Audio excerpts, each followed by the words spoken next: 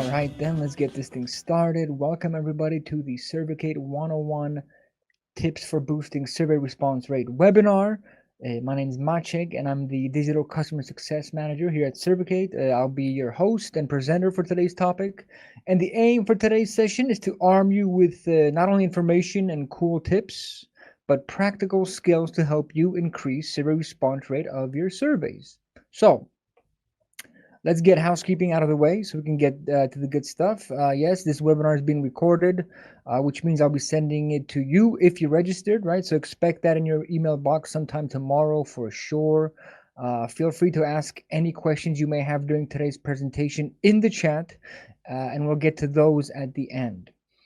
For everybody's sake and time, please make sure the questions are on topic. Thank you. But yeah, we'll get to those during the 15-minute Q&A session. Not only that, but we'll also be taking care of the written-in questions that some of you wrote during the registration process. So fear not, I definitely did not forget about you. And here's what you can expect today. In the first section, I'll be covering the fundamentals, such as how we calculate the survey response rate, why it's important, and what's considered a good response rate. So that general groundwork there will ease us into the topic of what factors affect survey response rate. And here I'll primarily go over survey design factors as well as respondent factors as well. And once we understand all of that, we're ready to increase our survey response rate, which is the next topic in line that I'll be covering here. I'm guessing most of you are here today for this, which is why I'm excited to share with you the awesome ways and strategies that you can apply right away to start boosting that survey response rate. And for the cherry on top, I've got a cool customer story to share with you to sort of bring all this together. So yeah, and of course the 15-minute Q&A session to close things off. All right, you ready? Good. Let's do it. Okay, so what is it? What is a survey response rate? To put it in simple terms, it's the number of people who responded to your survey divided by the total number of people who received it. And the way we calculate it is shown here with this little formula you see on the slide. And the idea, of course, is that we're measuring the rate to see how engaged your audience actually is with your surveys, right? Helping you pave the way in setting internal benchmarks, right? While at the same time allowing you to optimize future goals. Something important to note here, survey response rate is not survey completion rate. These two get often mixed up. The biggest difference is, well, when we calculate the survey completion rate, we do so by taking the number of people who completed your whole survey, and then we divide that by the number of people who responded to it. So you can sort of think of it like survey response rate measures the number of individuals who start the survey, meaning their like willingness to engage with your survey, while the survey completion rate measures the proportion who finish it. So the completion rate reflects the ability of the survey design to maintain that engagement throughout. Okay, so we understand what survey response rate is. Now I wanted to quickly go over the survey sample size. The relationship between sample size and survey response rate is dynamic, meaning there is no like one size fits all rule for what to expect or aim for when it comes to sample size. The optimal sample size depends on several factors.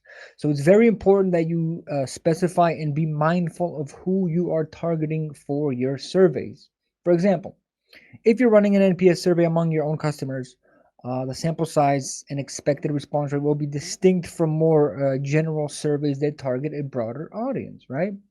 And taking this into account, while the survey sample size is dynamic and there is no golden rule, there is actually a survey response rate that you should be shooting for. And I'll get to that in a minute. But here's what happens when you end up with a lower response rate, right? When you don't have a lot to work with, there's a much higher chance that it won't be a good representation of the population that you're interested in. And by that, I mean the people who actually took your survey may not be diverse enough to reflect the entire target group. Naturally, this means that within that group, it will be easier to taint your data, so to speak, right? Because Answers will make up the biggest portion of the results you get and ultimately end up skewing your data. They say skewing. All right. And besides just being tainted in that aspect, if you end up with a low response rate, there's also a higher chance that it may reflect bias in terms of who actually took the survey. And there's plenty of reasons why your response rate could be low, like the fact that your survey isn't engaging. And yeah, I'll be addressing all of that shortly. So the goal is to aim high, right? And with a high survey response rate, the greatest benefits are, well, definitely increased data accuracy. With more respondents contributing to the survey, there is a great diversity of perspectives, right, and experiences represented in the data, reducing the impact of outliers and ensures that the survey findings are more reflective of the audience as a whole. It also reduces non-response bias. So this happens when your data is tainted by the fact that you have so little respondents that their answers could end up skewing your results. As I mentioned previously, a higher response rate minimizes, keyword here, minimizes non-response bias by ensuring that a larger portion of the target audience is represented within that survey sample. Because remember, a higher survey response rate doesn't always guarantee a large sample size. Because even with a high response rate, the sample size may still be small if the total population targeted by this survey is small, but it definitely helps and reduces non-response bias. And last but not least, it enhances data quality. Yes, mm, a high response rate leads to higher quality data as respondents are more engaged and motivated to provide accurate information, right? At the same time, it enables you to draw more reliable conclusions, right? Inspiring data driven decisions and driving meaningful action based on the survey findings. Okay, so what's a good survey response rate then, right? This is a question that comes up quite often for us as well. My answer to you all is it really depends. Don't worry though, I won't leave you hanging. I've got actual numbers and stuff to help back this up, so don't worry. You see, it's tricky because you have to keep in mind that the ideal number truly depends on your business size and goals. But I don't want to leave you empty-handed, like I said. So I wanted to share with you some of our average response rates based on real data from our customers, and here's how that looks like. As you can clearly see, it also differs depending on the survey distribution channel that you're using. So, average response rate for web surveys, for example, is 8%, while in-product surveys is double that, 16%. Uh, Mobile surveys also, yeah, almost double even that as well. So with a nice 30%. And email surveys, we're looking at a 20% open rate with a 20% click-through rate.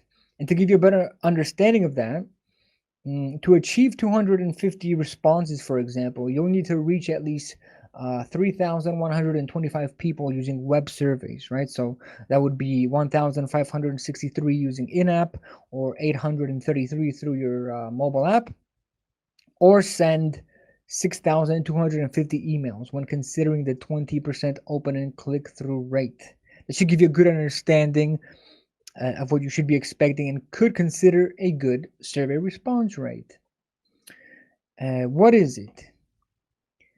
And of course, I recommend that you do your very best to reach those numbers with every survey campaign that you're putting out.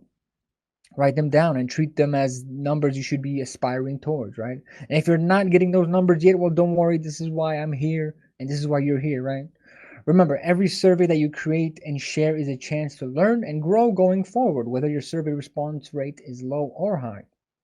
So don't get discouraged if you're having some bad luck right now. Once again, this is why I'm here. Now let's talk about the main factors that affect survey response rate.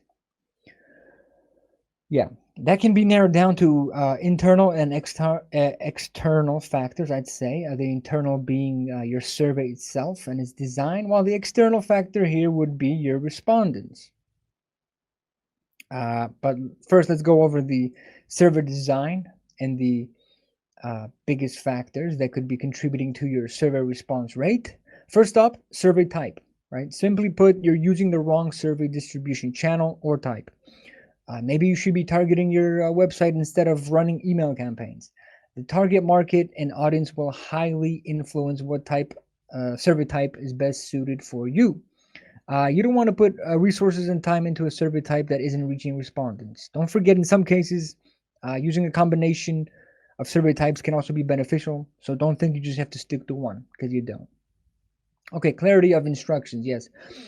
Well formulated instructions allow your respondents to quickly understand the purpose of your survey, see how relevant the questions are, and how they can go about providing the answers, right? Confusing instructions can lead to, well, a lot of confusion and incomplete responses, right?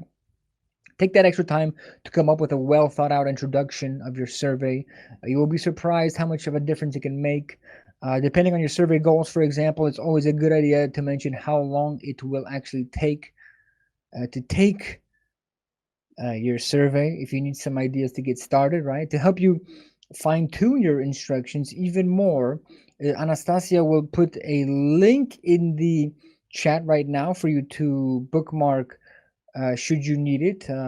Yeah, it's an awesome article one of our colleagues wrote on this very topic, so make sure to check that out as well. All right, question wording. Try to make your questions as clear as possible.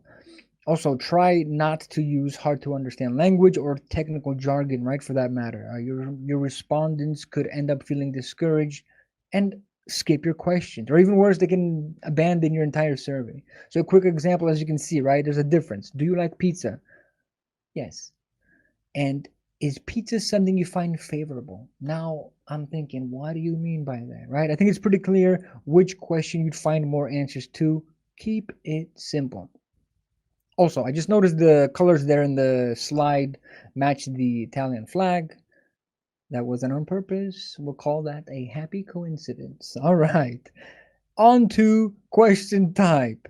This will definitely affect the survey response rate because if you didn't know, different types of questions require a different level of effort.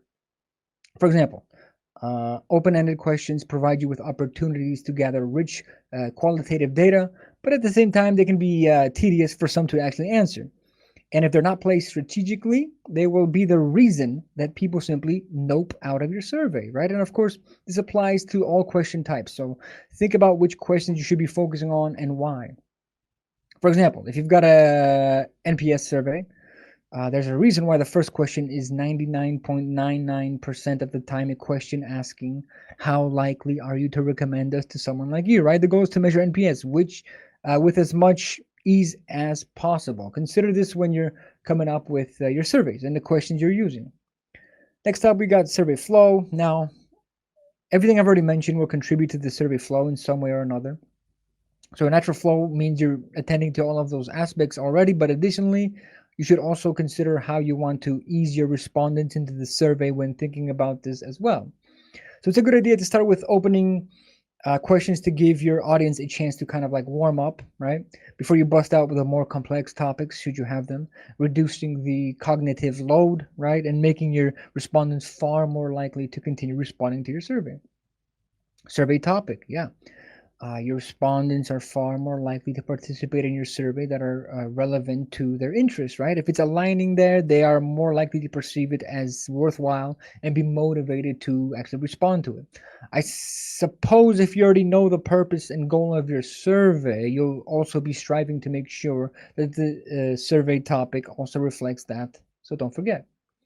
Okay, so what else? Survey length. Yeah, generally shorter surveys yield higher response rates, and by short I mean completed in a minute or maybe 2 minutes max.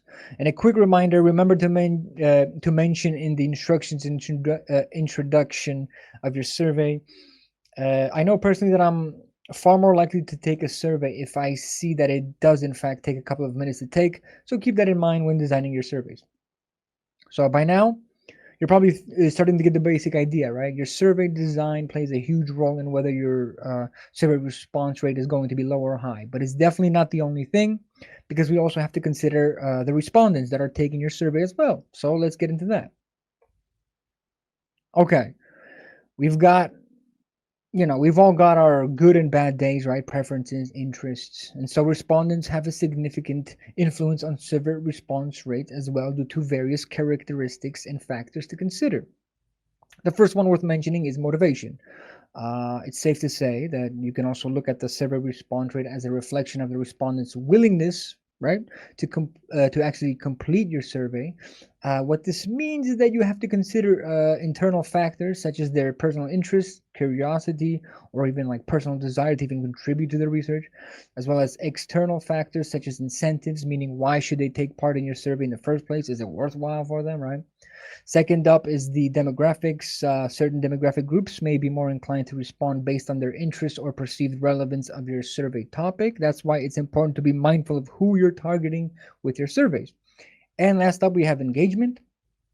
And I suppose this could also fall somewhat into the motivational aspect. But yes, engagement supersedes all of the stuff I presented earlier, meaning things like the clarity of instructions, the flow, the length, all of it. So if your survey topic is boring and the flow is uninspiring, it won't matter if your survey is short. No one will want to take it in the first place. Consider that. All right. So, what are some things you can do right now, meaning starting today, uh, or right after this webinar finishes, to start increasing your survey response rate? As luck would have it, I've come up with some tips that are best paired with our surveys to help answer that very question. Let's start with a very important one. Number one, build relationships with your customers. That's right. Treat a good relationship with your audience as the bedrock or the foundation to increasing the response rates to your surveys in the long run. This goes without saying about all survey types, but consider a CSAT survey for this example, right? Think about it.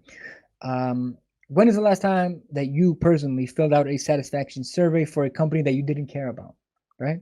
I can imagine there's only two scenarios when this actually happens, right? Number one, you were offered an incentive, probably, that you couldn't say no to, let's say a generous gift card of some sort. And number two, you were disappointed with the product or service and needed to share that opinion right away.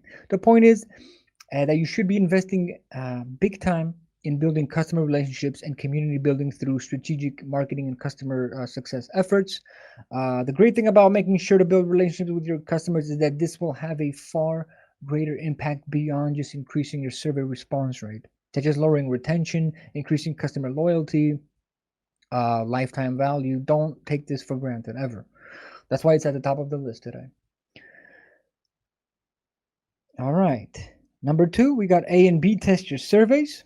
A great way to make your clients want to answer your surveys, match their preferences, right? And this is where A and B testing comes into play. When you're building your survey, there are different elements you can change up to see what works best. We went over the most important ones during the what affects survey response rate segment, but let's expand on some of these right now. And remember, we could probably build a full-length webinar on each of these. So I'm just going through these quickly to give you a better understanding for now. Number one, right there you see survey channel, right? If you're noticing that you're getting on average a lower response rate, let's say through your website surveys, why not experiment with email surveys or other channels that will attract more responses? Survey timing, that's right. Do some research, check what day and time and placement works best for your survey. I know that this is definitely something our marketing team considers when they're rolling out social media campaigns and things like that. What you don't want to do is put in time and effort into surveys that won't get any attention, right? Survey length, right? Does your survey really have to be 50 questions, right? Does it? And take 10 minutes to complete? I'm pretty sure it doesn't. Find a way to make it shorter and easier to answer, right? Better yet, use micro surveys to keep your surveys short and focus on collecting only actionable feedback. If you've never heard of micro surveys, you probably get the idea of what they are, right? They're surveys, but they're micro. No, they're specifically designed to be short and designed to gather quick and specific feedback from customers, right? As you can imagine, they usually consist of just a few questions and can be completed in a matter of seconds, usually no more than a few minutes tops. If you got a whole blog post about it, we've got a what am I saying? We've got a whole blog post about it. Make sure to check that out. Anastasia will drop a link in the chat as well for that as well. Let's see. Question type, yes. Remember, I mentioned this earlier. Different types of questions require different level of effort. How is your audience responding to certain questions? Change it up when you can and watch the response rate rise. Remember, it's never a good idea to start with an open-ended question. Okay, what else we got here? Okay, survey introduction. Yeah, changing that up as well. A compelling introduction will go a long way, so feel free to test out your introductions. Make it as clear and engaging as possible for first-time viewers to look at it and go, oh, you know what? Yeah, this is a service that I want to take right now. Maybe you can make it a little shorter. There's no need to jam pack the intro with useless information. Remember, you can also add links to your introduction. So if you wanted to mention your, I don't know, terms of service or something, you can use a link instead. Because some people forget that and they include the entire terms of service in the introduction, and then you have to remind them, like, sir, you can link that. Don't forget also to mention how long your survey will take to answer. That usually helps easing people to actually start engaging with your survey. All right. And fun fact, with Survicate, you can actually easily conduct split tests by running different variants of your surveys on your website as well, for example. And to enable that for website or in-product surveys, just go into your settings, integrations, and look for A/B testing. Remember, yeah, this is something that colleague told me not too long ago. Remember just to test one change at a time, right? Sometimes you're too excited and you want to change up everything at once. Don't do that. That way you'll be able to pinpoint what works best going forward. All right. Number 3, we have, yeah, embed the first question in an email survey for things. Uh, yeah, this is without a doubt one of the easiest and fastest way you can increase your survey response rate right now. The benefits are simply tremendous, including a superior click rate. And it's something we live by whenever we're helping our clients increase their survey response rate. It's basically a far more effective way of encouraging survey responses because your respondents see the question right in their email, right? Instead of having to click the link first. So it gets their attention and they are more likely to click on it. It's eliminating that friction, the unnecessary steps, and getting people right to your survey the second they open that email. Timing, yes. This one can also make or break your response rate, and there are many schools of thought here. For example, I know that HubSpot recommends sending emails midweek around 10 a.m., while Zendesk study case names Mondays and early morning or afternoon hours as optimal for campaigns like that. Basically, test and optimize what works best for you. It's also wise to check your previous email open rate, right, the response rate, and form a hypothesis, right, maybe making the necessary changes along the way.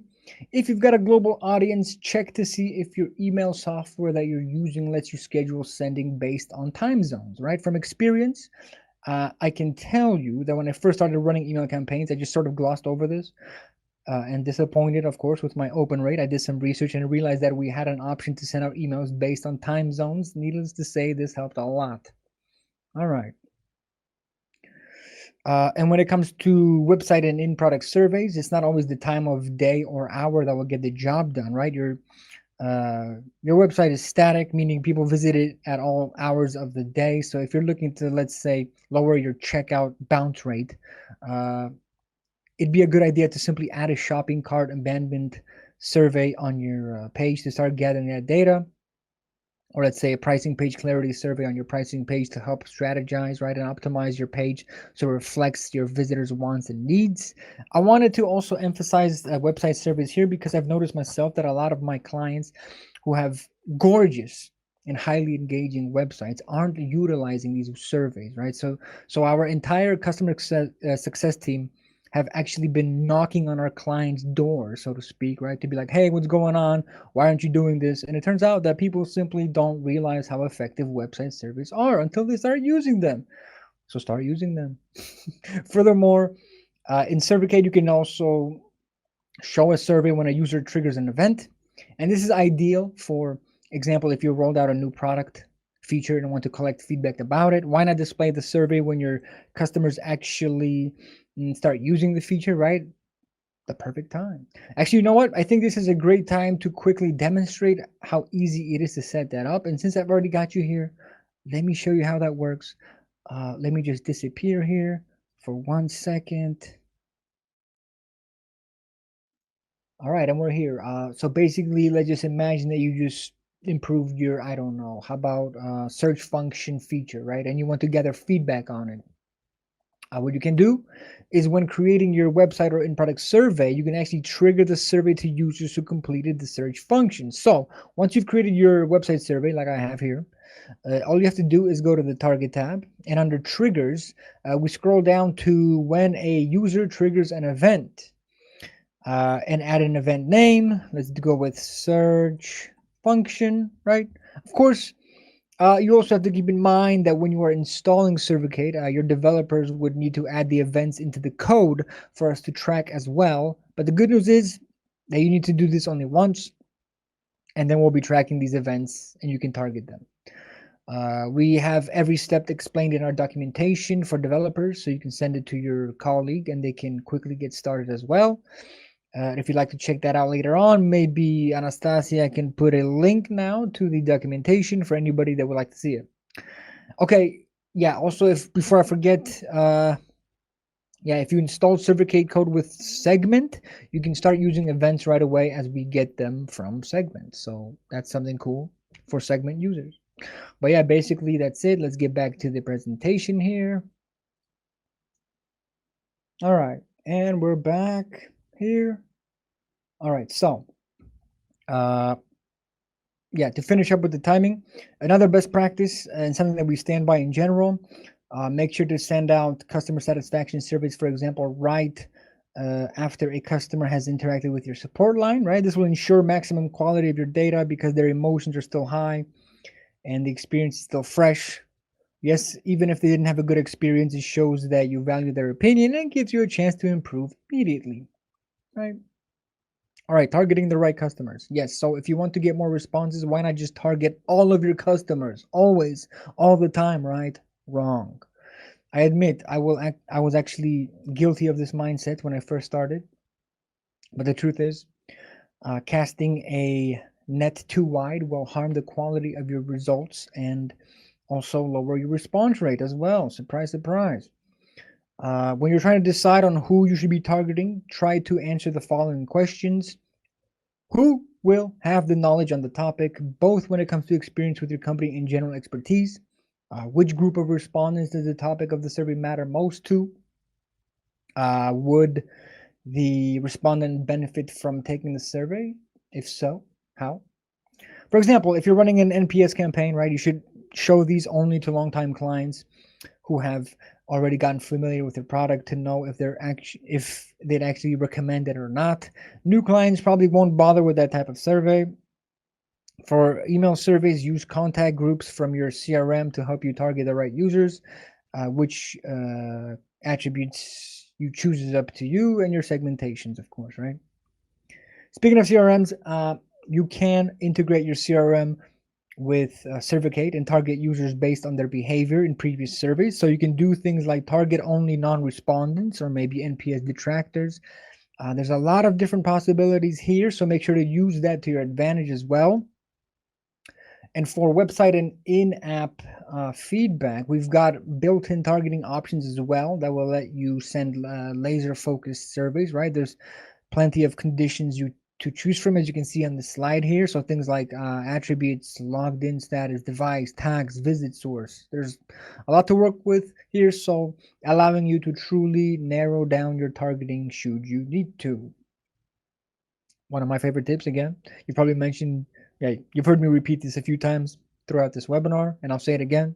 Try to keep your survey short. The shorter the survey, the higher the response rate. The optimal survey length, I would say 1 to 3 questions. And I know that might be impossible for some cases, but try to chop it down as much as you can.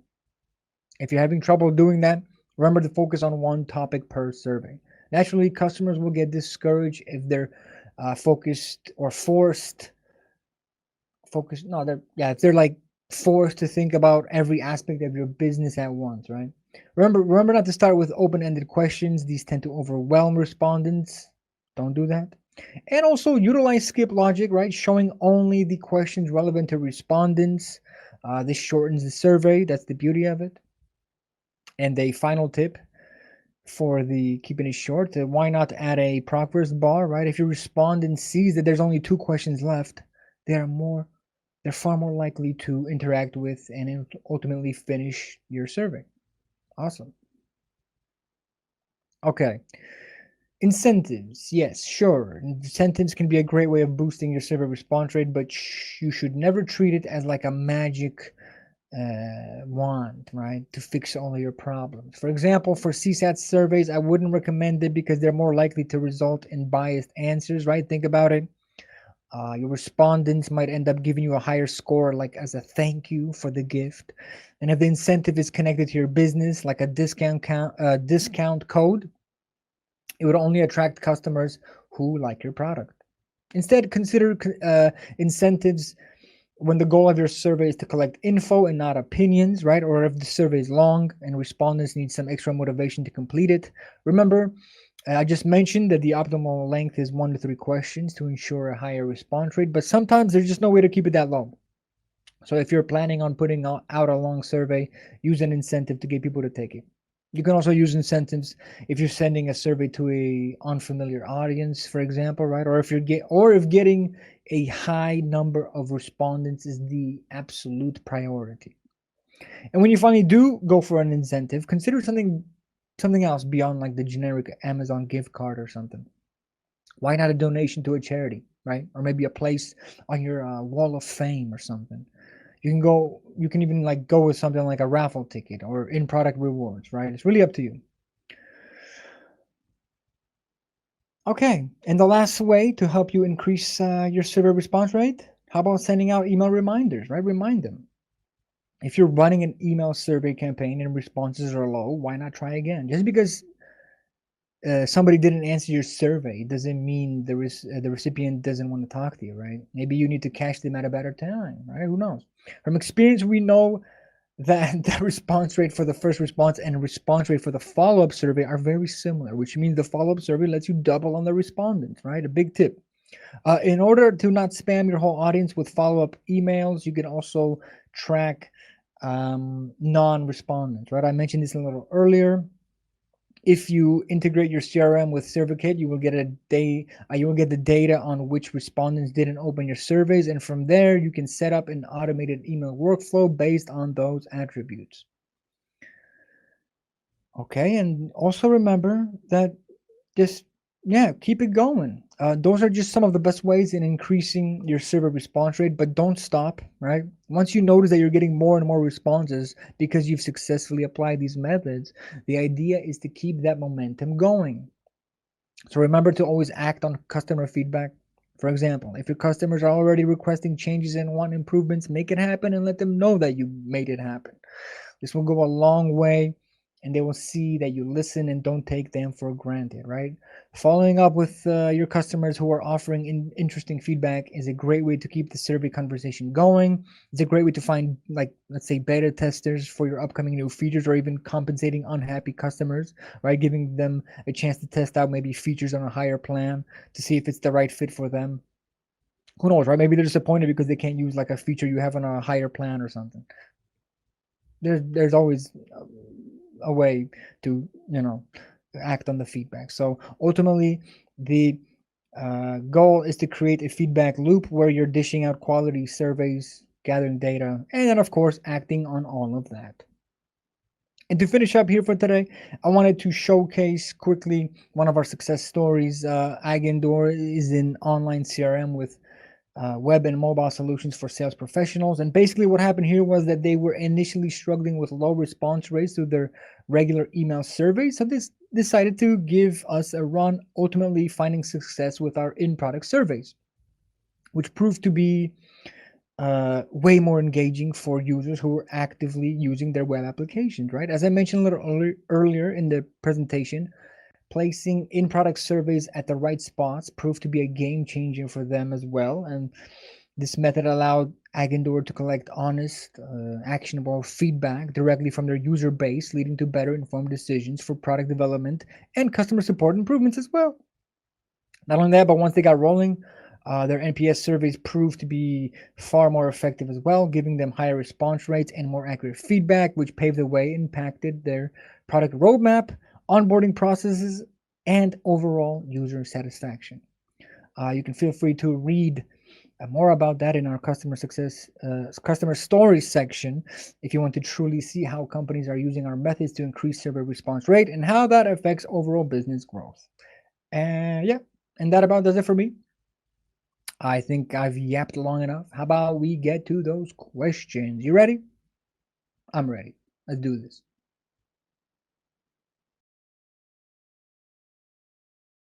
Just get these slides up here. 1 second. Okay, there we go. So first up, we'll answer the question that you wrote in, and if we have any more, we'll get to those at the end. So let's take a look here. The first question that you wrote in was the following. Let's see. We have seen an increase in responses. When diving into this, we found that the spam checker of some email clients clicked every possible link in our surveys, in our survey emails. Uh-oh. How can your team help to avoid these responses and ensure clean data? Yeah, thank you, Sandra, for this question.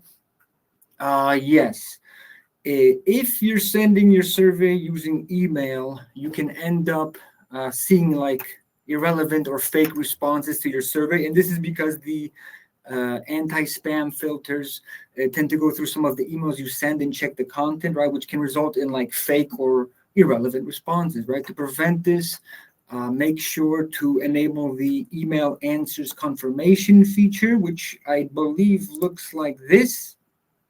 Yes. You'll find that in the settings tab when you're creating your survey. And you just have to tick that and you should be good to go going forward. If this persists, let me know or just write in and we'll dig deeper, but this should do the trick for you. So thank you again for that question, Sandra. Let's go to the next one, which is, okay, we've been using intercom messenger surveys, and while we're getting a lot of views, the responses are quite low. Any suggestions would be appreciated. Okay, so this one comes from Kathy. Thank you for sending that in. Yeah, I've gone over all the different reasons why you might be getting low responses already today during today's webinar. So try to incorporate these ideas that I mentioned first and foremost, but not to leave you empty-handed right now. I know from experience that sometimes it's easy to miss surveys that are triggered by intercom.